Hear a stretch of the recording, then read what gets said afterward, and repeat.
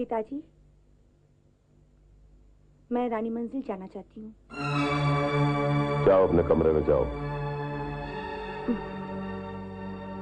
सुना नहीं हमने क्या कहा? अपने कमरे में जाओ। मैं माँ से मिले बिना रह नहीं सकती। अगर आपकी इजाजत के बगैर चली गई तो आपको अच्छा नहीं लगेगा और मुझे भी अच्छा नहीं लगेगा। इसीलिए आप मुझे रानी मंजिल जाने की इजाजत दे दीजिए। इतनी जबान चलाने की हिम्मत की है तो ये भी सुन लो, नाफरमानी करने वाली औलाद हमें बिल्कुल पसंद नहीं। यहां से जा रही हो तो ये सोच के जाना कि वापस इस हवेली में कभी नहीं आओगी और हमारे साथ तुम्हारा कोई रिश्ता नहीं रहेगा, समझे? सिर्फ कह देने से रिश्ता खत्म नहीं हो जाता पिताजी। मैं आपकी संतान हूँ, मेरी रगों में आपका खून है।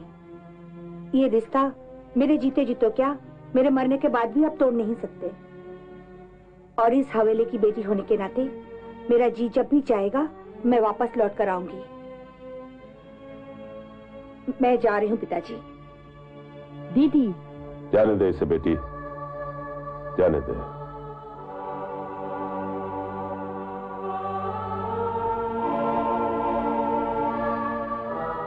बिल्कुल अपनी मां पे गई है। वही स्वाभिमान, वही जिद, वही तेवर।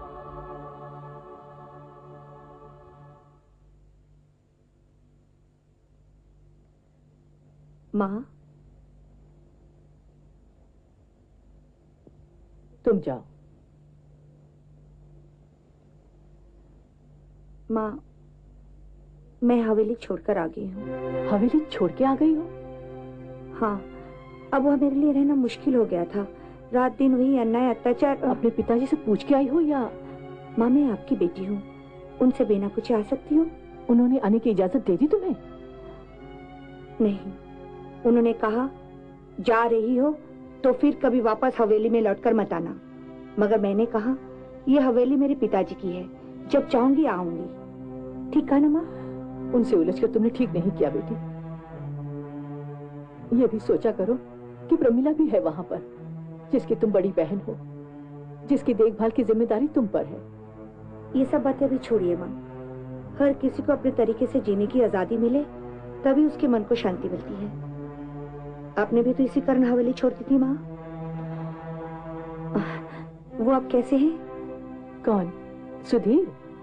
उनका नाम सुधीर है? हाँ बेटी, बड़ा कुलीन लड़का है, पढ़ा लिखा है, एमएससी करके सरकारी नौकरी कर रहा था। परंतु अपनी माँ के देहांत के बाद उसका मन दुनिया से उचाट हो गया। रमता साधु हो जाने का इरादा कर रहा था। इस उम्र में? सब मन की व्यथा है बेटी। चलो तुम हाथ मुंह धो लो। मैं जरा उनसे मिलकर आती हूँ।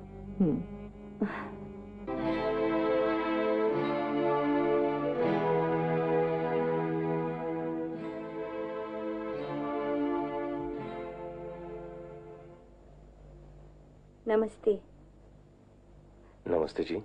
नहीं नहीं, उठिए मत, बैठिए। मेरा नाम उर्मिला है। उस दिन मैं ही आपको मंदिर से बेहोशी की हालत में यहाँ उठा कर लाई थी। कैसी है तबीयत आप? अच्छा हूँ। आप लोगों ने जो देखभाल की बस उसी ने बचा लिया, नहीं तो मैं। नहीं तो इस जन्म में आप रब्ते साधु नहीं बन पाते। तो माँ जी ने आपको सब बता दिया? जी। आपने आपके घर खबर दी? किसे खबर दूं? एक माँ थी, वो तो अब रही नहीं। और वो आपके शंकर भैया, उन्हें तो आपकी चिंता होगी। आप कैसे जानती हैं शंकर भैया का नाम? आप जब बेहोश मिले थे तो आपकी डायरी वहीं पर पड़ी थी। पढ़नी तो नहीं चाहिए थी मुझे, लेकिन पता करना था आप कौन हैं, इसीलिए। अच्छा, ये शंकर भैया क्या आपके बड़े भाई हैं? बड़े भाई से भी ज्यादा। माँ ने उन्हें बेटा बनाया था। बहुत बड़े लेखक हैं, बहुत से उपन्यास लिखे हैं।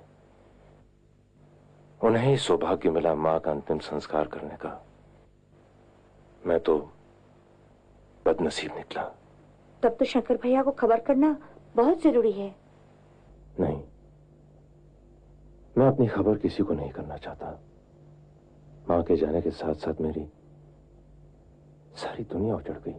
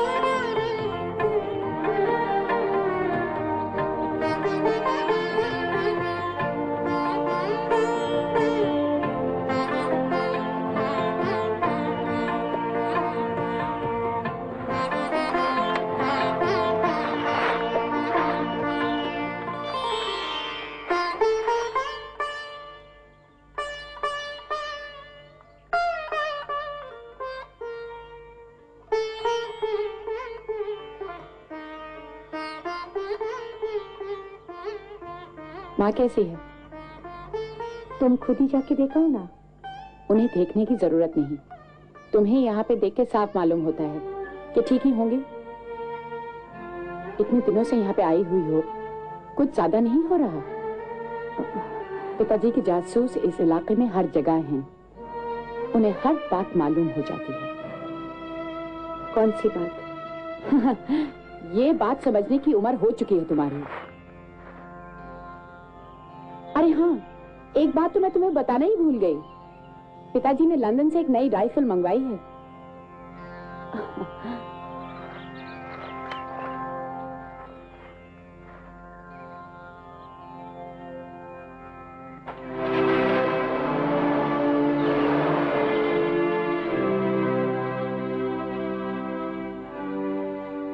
यही है मेरी छोटी बहन प्रमिला।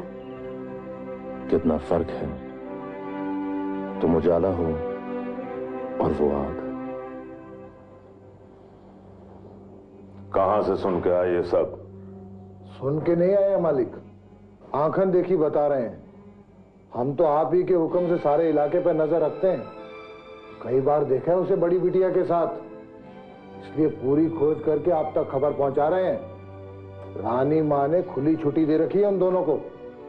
रानी मंजिल में रह के राजवंश की मर्यादा भी भूल गई तुम्हारी रानी मां। मगर कहां से आया वो? कौन है? कोई शहरी बाबू है मालिक। शहरी बाबू?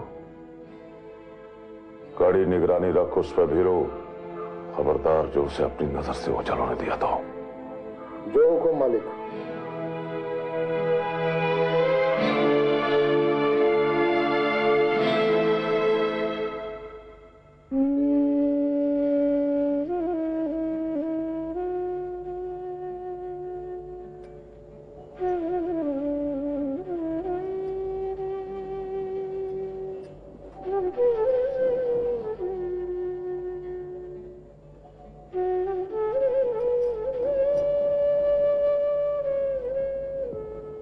माँ,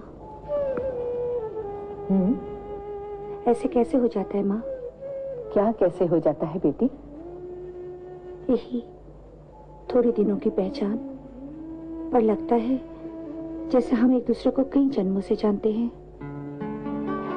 ये सब गोपीनाथ की लीला है बेटी। उनकी लीला मनुष्य की समझ से परे है। उर्मी, क्या तुम सुधीर से? वो मुझे बहुत अच्छे लगते हैं माँ। शांत, भावुक, बुद्धिमान। हमें बहुत डर लग रहा है बेटी। किस बात का डर माँ? उस दिन तुम बता रही थी ना कि प्रमिला आई थी और हमसे बिना मिले ही चली गई। तो क्या हुआ? प्रमिला जो कुछ तुमसे कह गई थी उससे तो यही लगता है तुम्हारे पिताजी को सुधीर के बारे में सब कुछ पता चल गया है। हो सकता है, पर इसमें डरने की क्या बात है? तुम अपने पिताजी को नहीं जानती हो बेटी।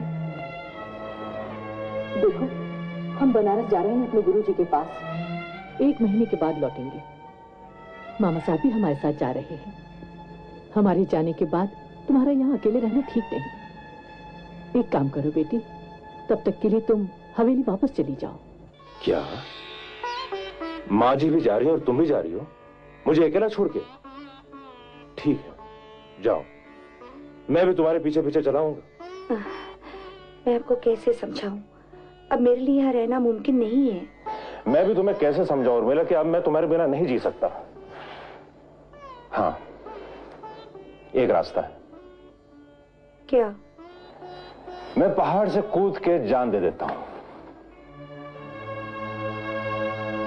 भगवान ही जाने अब तकदीर में क्या लिखा है। क्या पता, शायद सचमुच हम दोनों को पहाड़ से कूदकर जान देनी पड़े। ये क्यों कह रही हो उर्मिला? आप मेरे पिताजी को नहीं जानते। मुझे हवेली वापस जाना ही पड़ेगा। माँ के आ जाने के बाद मैं भी वापस आ जाऊंगी। तब तक आप यहीं पड़ रहिए। ना समझना बनिए, 1 ही महीने की तो बात है, देखते देखते कट जाएगा।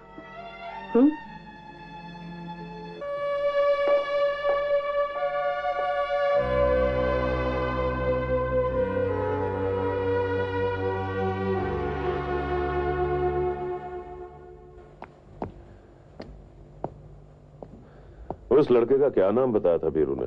जी सुधीर चौधरी। लगता है बात बहुत बढ़ गई है। लेकिन आप ये सुबह सुबह बंदूक लेकर कहाँ जा रहे हैं? रानी मंजिल? नहीं, टिम्बर यार्ड। वहां काफी गड़बड़ है, इसलिए हम वहां जा रहे हैं।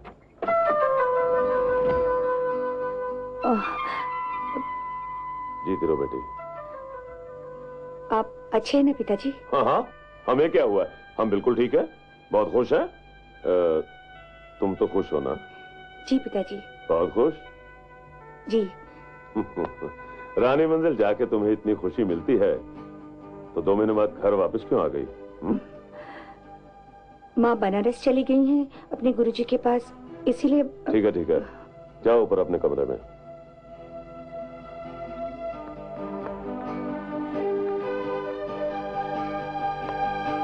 प्रमिला। जी पिताजी। देखना वो शहरी लड़का यहाँ जरूर आएगा। नहीं पिताजी, उस लड़के में इतनी हिम्मत नहीं होगी कि वो हवेली की तरफ रुख करे। नहीं बेटी, तुम इन शहरी लड़कों को नहीं जानती। बहुत चंचल बुद्धि होती है इनकी, इनमें धैर्य की बहुत कमी होती है। वो आएगा बेटी, जरूर आएगा। हम चलते हैं।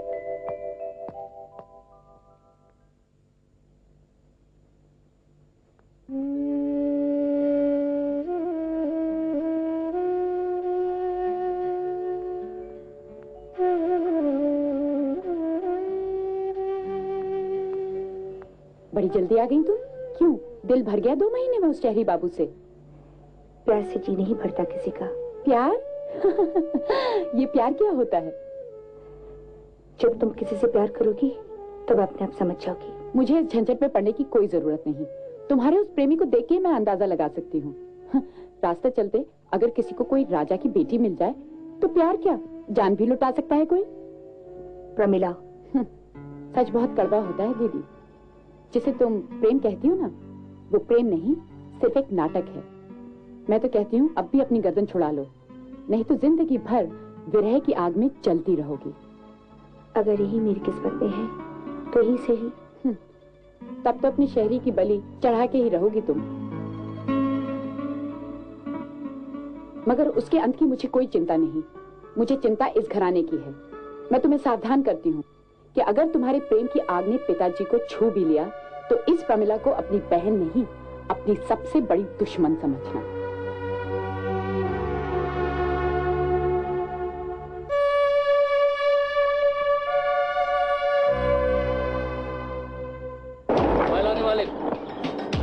राम राम सरकार। राम राम सरकार।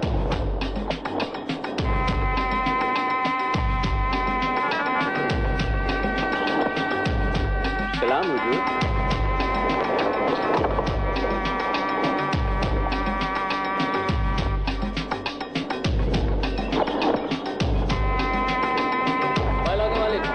राम राम हुजूर। राम सरकार।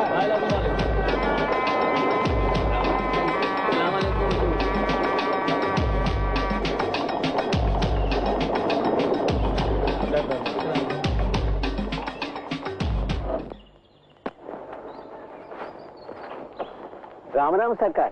क्या बात है चटर्जी, क्या गड़बड़ हुई? कोई शेर चीता किसी बच्चे को उठा के ले गया? सरकार वो मुंशी जी। क्या? मुंशी को उठा के? उठाई मन की लाश को? नहीं सरकार, वो शेर चीता तो नहीं ले गए, वो खुद ही भाग गए। कहाँ भाग गया? मालूम नहीं सरकार, हिसाब किताब में कुछ गड़बड़ निकली तो मुंह छुपा के चंपत हो गए। और मुखिया ने उसे जाने दिया? मुखिया जी के आने के पहले ही वो चले गए हैं सरकार। लेकिन जाएंगे कहाँ, मुखिया जी उन्हीं की खोज में गए हैं। हिसाब किताब में कुछ ज्यादा गड़बड़ है क्या? लगता तो ऐसे ही है सरकार। हाँ। ये हिसाब देखिए ना। हाँ। किराए के लिए 4 ट्रक लकड़ी गई थी, लेकिन इसमें 1 ट्रक का हिसाब लिखा है। और वे जंगल की कटाई का हिसाब देखिए हुजूर, 2 महीने में 2000 पेड़ उठाए हैं ठेकेदार ने, लेकिन इसमें 340 लिखी है। कल लीलाधर कंपनी से चिट्ठी आई है कि उन्होंने पिछले महीने तक का हिसाब पूरा चुकता कर दिया हुजूर, लेकिन मुंशी जी के खाते में अभी भी उनके नाम पूरा बकाया लिखा है। अरे चल, मुझे छोड़ दे, मुझे छोड़ दे, मुझे छोड़ दे। ये रहा आपका गुनहगार सरकार। बेईमान ने सोच लिया था आपसे गद्दारी करके आपके इलाके से सहज ही निकल जाएगा। तो यहाँ क्यों लेके आया? वहीं क्यों नहीं खत्म कर दिया इसे? आपसे इजाजत जो नहीं ली थी सरकार, अब खत्म कर दे इसे। क्यों? तुझे नहीं पता हमारे साथ बेईमानी करने वाले को क्या सजा दी जाती है? मुझसे गलती हो गई मालिक, मुझे माफ कर दीजिए, मुझे माफ कर दीजिए मालिक। इसके हाथ पांव बांध के अंधे कुएं में उल्टा लटका दो। चल अबे चल। मुझे माफ कर दीजिए, मुझे छोड़ दीजिए।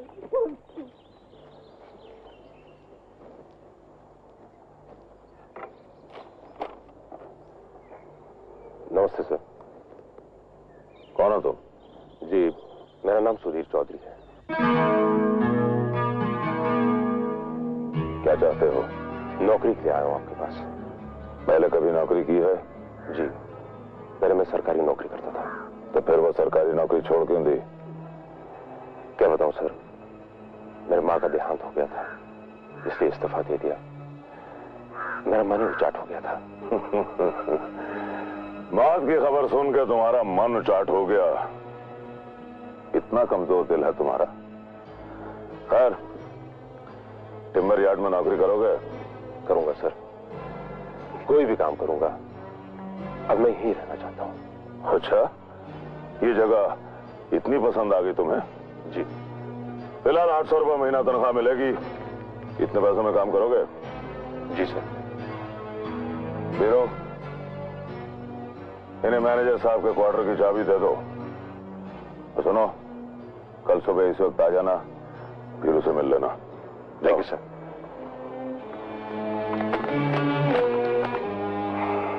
यही है वो शहरी बाबू सरकार। हम जानते हैं, हमने तुम्हारा इशारा भी देख लिया था। फिर भी आपने अपने दुश्मन को नौकरी दे दी और क्वार्टर भी।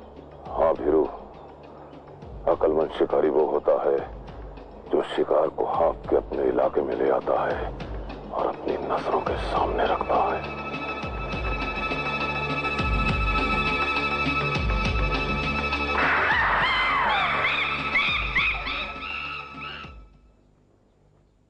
हाँ शहरी बाबू। चटर्जी बाबू। राम राम मुखिया जी। राम राम। ये है तुम्हारे नए मैनेजर। नमस्कार सर। इसे सारा काम काज समझा देना। यही है तुम्हारा दफ्तर और इसी के साथ लगा हुआ तुम्हारे रहने का कमरा। अंदर आने का रास्ता सिर्फ यही है। ये लो चाबी, संभाल के रखना। गुसल खाना और रसोई भी है। रसोई की तो मुझे जरूरत नहीं पड़ेगी, क्योंकि खाना पकाना मुझे बिल्कुल नहीं आता। हाँ, तुम शहरी बाबुओं को तो पका पकाया खाने की आदत है। बस अड्डे के पास एक ढाबा है, वहां तुम्हारे मतलब की रोटी मिल जाएगी। उससे कह दोगे तो दोनों वक्त का खाना लाके तुम्हें यहीं दे दिया करेगा। बाकी का सामान बस यही एक सूटकेस है। एक ही सूटकेस? लगता है या नौकरी करने नहीं, किसी और चक्कर में आए हो शहरी बाबू। मैं हाथ मुंह धो लेता हूं। हाँ हाँ, जाओ अंदर जाओ।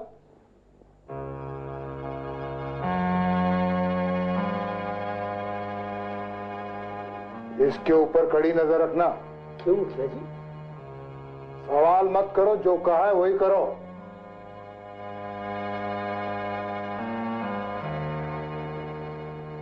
अपने आप को बहुत होशियार समझते शहरी बाबू। अगर तुम्हारी होशियारी ना निकाल दी तो हमारा नाम भी बीरू नहीं।